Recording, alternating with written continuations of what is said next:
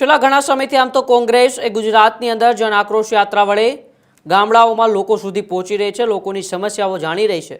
ત્યારે પહેલો પડાવ ઉત્તર ગુજરાતની અંદર પૂર્ણ કર્યા બાદ કોંગ્રેસની જન આક્રોશ યાત્રા એ મધ્ય ગુજરાતની અંદર એટલે કે બીજા પડાવની સમાપ્તિ પર ગઈકાલે દાહોદના કંબોઈ ખાતે થઈ હતી। ત્યારે દિગ્ગજ કોંગ્રેસના નેતાઓ એ મધ્ય ગુજરાતની જન આક્રોશ યાત્રાના સમાપન ખાતે જોડાયા હતા। ત્યારે ત્યાં વાવસદાના ધારાસભ્ય અને આદિવાસી નેતા એ અનંત પટેલ પણ જોડાયા હતા અને અનંત પટેલે એ કોંગ્રેસની જન આક્રોશ યાત્રાના સમાપન પ્રસંગે એક હુંકાર કર્યો હતો અને હુંકારમાં અંબાજીમાં થયેલ પાડલિયાને લઈને પણ અમુક વાત કરી, સાથે સાથે ગાંધીનગરના વિધાનસભાની ઘેરાવાની વાત લઈને અનંત પટેલે શું નિવેદન આપ્યું છે અને આદિવાસી વિસ્તારની અંદર હવે જ્યારે આવનારા સમયમાં દક્ષિણ ગુજરાતની અંદર કોંગ્રેસની જન આક્રોશ યાત્રાની શરૂઆત થવાની છે ત્યારે કેવી છે કોંગ્રેસની તૈયારી, આજે તેની આપણે ચર્ચા કરવી છે। દાહોદમાં કોંગ્રેસની એક જન આક્રોશ યાત્રાની સમાપન પ્રસંગ યોજાયો હતો, જેમાં કોંગ્રેસના ધારાસભ્ય અનંત પટેલે સરકાર પર આકરા પ્રહારો કર્યા હતા અને તેમણે કહ્યું હતું કે આ ભાજપવાળાને આપણે ઘરમાં આવવા દેવાના નથી, કારણ કે આદિવાસી વિસ્તારની અંદર કોંગ્રેસના ધારાસભ્ય અનંત પટેલે પોલીસને લઈને પણ એક મોટું નિવેદન આપી દીધું, કારણ કે થોડા દિવસો પહેલાં અંબાજીના પાડલિયાની અંદર જે ઘટના બની હતી અને તે ઘટનાના પડઘા સમગ્ર ગુજરાતની અંદર પડ્યા હતા। ત્યારબાદ હવે કોંગ્રેસના ધારાસભ્ય અનંત પટેલે આ જન આક્રોશ યાત્રા દરમિયાન એક મોટું નિવેદન આપ્યું છે।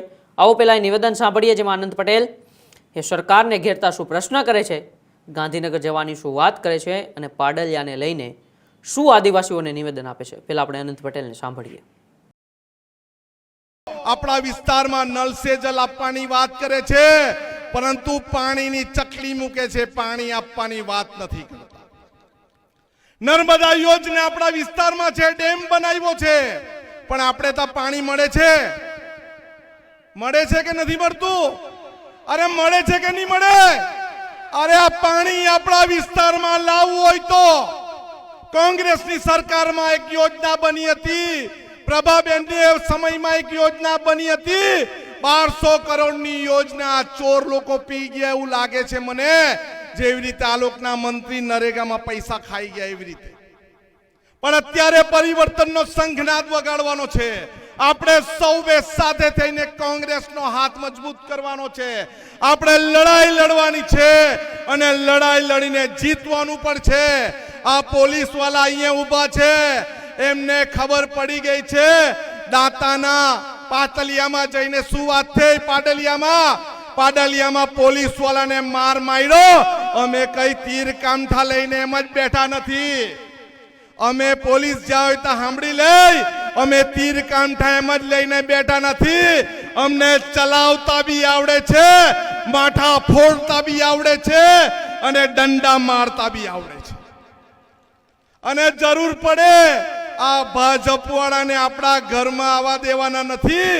આ નારંગી ગેંગની નારંગી પીલીને એનું જ્યુસ કાઢતા પણ આપણને આવડે છે ને બધાને? આવડે છે ને? અરે આપણે આ ચોર લોકોની સભામાં શું આપણા ગામમાં આરએસએસ વાળા આવે, આપણને ધર્મના ઝઘડામાં લાખે, આપણને આવીને જ્ઞાત જાતના ભેદભાવ કરે, પણ આપણે એક છે। અને આપણે કોણ છે? આપણે કોણ છે? કોણ છે ભાઈ? નકલી આદિવાસી આવી ગયા એવું લાગે ચંદ્રિકાબેન। આપણે કોણ છે? આદિવાસી ભાઈ નકલી આદિવાસી હોય તો નીકળી જજો। આપણે કોણ? આદિવાસી આપણે કોણ? આદિવાસી। હવે અત્યારે વિધાનસભા ચાલુ છે, અમિતભાઈ બી આપણી સાથે, કાંતિભાઈ, જિગ્નેશભાઈ આપણી સાથે છે। ખોટા આદિવાસીના ઘર ભેગા કરવા માટે, આદિવાસીના ખોટા પ્રમાણ પર અધિકારી બની ગયા હોય એને ઘર ભેગા કરવા માટે ચાલો ગાંધીનગર કરવું પડશે ને? તો આપણે દરેકે વિધાનસભા ચાલુ થાય એટલે ગાંધીનગરનો ઘેરાવો કરવો પડશે ને? અનંત પટેલે કહ્યું કે પાડલિયામાં પોલીસને મારવામાં આવ્યો હતો, અમને તીર કામઠા ચલાવતા આવડે છે, અમે આદિવાસી છીએ, માથા ફોડતા અને દંડા મારતા પણ આવડે છે એવું અનંત પટેલે કહી દીધું। અમે નકલી આદિવાસીઓ નથી, વિધાનસભા ચાલુ થાય એટલે અમે ઘેરાવો કરવો જ પડશે, કારણ કે આદિવાસીઓના જળ જંગલ અને જે જમીન છે એ સંપત્તિને લઈને હવે હંમેશા સરકારના માણસો તંત્ર હેરાન પરેશાન કરતા હોય છે, તેને લઈને જ આદિવાસીઓને મેદાને આવવું પડશે। આ સિવાય તેમણે કહ્યું કે ભાજપના કોઈ પણ નેતાઓને, ભાજપના કોઈ પણ માણસોને આપણે આપણા આદિવાસી વિસ્તારની અંદર આવવા દેવાના નથી.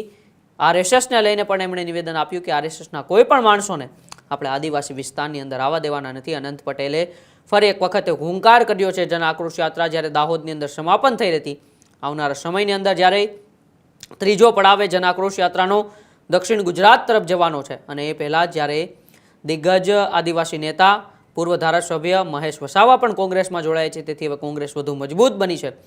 દક્ષિણ ગુજરાતની અંદર એક જ નેતા હતા જેઓ કોંગ્રેસ માટે લડત લડતા હતા અને હતા વાંસદાના ધારાસભ્ય, પરંતુ હવે જ્યારે મહેશ વસાવા કોંગ્રેસમાં જોડાયા છે ત્યારે એક પરિવર્તન, કોંગ્રેસ ફરી એક વખત દક્ષિણ ગુજરાતની અંદર મજબૂત થવા આવશે. જ્યારે કોંગ્રેસને એ દક્ષિણ ગુજરાતની જરૂર પડતી હોય છે ત્યારે ફક્ત એક જ નેતા યાદ આવતા હોય છે, વાંસદાના ધારાસભ્ય અનંત પટેલ, પરંતુ હવે ફરી એક વખત મહેશ વસાવા જ્યારે જોડાયા છે ત્યારે કોંગ્રેસ એવું લાગી રહ્યું છે કે આવનારા સમયમાં દક્ષિણ ગુજરાતની અંદર કદાચ મજબૂત પરિસ્થિતિ સાથે ઉતરી શકે છે. પરંતુ અત્યારે તો ગાંધીનગરની અંદર ઘેરાવાની વાત અનંત પટેલે કરી છે. કયા મુદ્દામાં કરી છે? લગભગ તો અત્યારે જે પ્રમાણે વાત કરી એવું જ લાગી રહ્યું છે કે પાડલિયાની અંદર જે ઘટના બની હતી, આદિવાસી અને ફોરેસ્ટ અને પોલીસના અધિકારીઓ વચ્ચે જે ઘર્ષણ થયું હતું, એ ઘર્ષણ બાદ પોલીસને ઈજાઓ પણ થઈ હતી, કારણ કે ત્યાં એક જમીનને લઈને જ વિવાદના ઘેરા પડઘા સમગ્ર રાજ્યમાં પડ્યા હતા. તમામ આદિવાસી નેતાઓ પણ તે મુદ્દાને લઈને મેદાને આવ્યા હતા. ત્યારે ફરી એક વખત અનંત પટેલનું નિવેદન તેને લઈને જ આવ્યું છે કે અહીં બેઠેલા પોલીસ પણ સાંભળી લે કે અમે જે તીર કામઠા રાખ્યા છે એ કોઈ શોભાવા માટે નથી રાખ્યા, અમને માથું ફોડતા પણ આવડે છે અને દંડા ચલાવતા પણ આવડે છે. ત્યારે ફરી એક વખતે અંબાજીની પાડલિયામાં બનેલી ઘટનાને લઈને રાજનીતિ ક્યાંક ગરમાઈ રહી છે અને તે પછી અનંત પટેલે એવું પણ નિવેદન આપ્યું કે આપણે આદિવાસી છીએ, આપણે વિધાનસભા ચાલુ થાય એટલે તેમનો ઘેરાવો કરવો પડશે, ત્યારે જ આ સરકાર આપણી વાત સાંભળશે. આમ તો આદિવાસી વિસ્તારની અંદર ઘણા એવા પ્રાથમિક સુવિધાઓને લઈને પ્રશ્ન હોય, રોડ રસ્તાઓને લઈને હોય, પાણીને લઈને હોય, વીજળીને લઈને હોય, અનેક એવા પ્રશ્નો દરરોજ આદિવાસી વિસ્તારની અંદરથી સામે આવતા હોય છે. અમુક એવા લડત લડતા નેતાઓ, એ પછી ચેતર વસાવા હોય, અનંત પટેલ હોય, તે હંમેશા સામાન્ય જનતાની લડત લડતા હોય છે. જાહેર મંચ ઉપરથી અનેક વખત હુંકાર કરતા હોય છે કે આદિવાસી વિસ્તારને દરેક પ્રકારની સુવિધાઓ સરકાર આપે તે માટે આપણે લડત લડવાની છે. ત્યારે ફરી એક વખત અનંત પટેલે જેવી હુંકાર કર્યો છે, લલકાર કર્યો છે જન આક્રોશ યાત્રા દરમિયાન કે વિધાનસભા ચાલુ થાય એટલે આપણે ઘેરાવો કરવો જ પડશે. હવે જોવાનું એ રહેશે કે શું આદિવાસીના જે પ્રાણ પ્રશ્નો રહેલા છે તેમનો સરકાર કોઈ નિરાકરણ કરશે, અને જો નિરાકરણ નહીં કરે તો પછી વિધાનસભા ચાલુ થશે ત્યારે આદિવાસી લોકો ઘેરાવો કરશે કે નહીં, એ તો હવે ત્યારે વિધાનસભા શરૂ થશે ત્યારે જ ખબર પડશે. પરંતુ તમારા વિસ્તારની અંદર કોઈ પણ એવા પ્રાથમિક સુવિધાઓને લઈને પ્રશ્ન હોય તો મારા કોમેન્ટ બોક્સમાં અચૂકથી જણાવજો. અમે તમારી વાત જવાબદાર અધિકારીથી લઈને સરકાર સુધી પહોંચાડવાનો પૂરતો પ્રયત્ન કરીશું. ત્યાં સુધી જોતા રહો ન્યૂઝરૂમ ગુજરાત, ગુજરાતનો ગર્જનાદ. નમસ્કાર.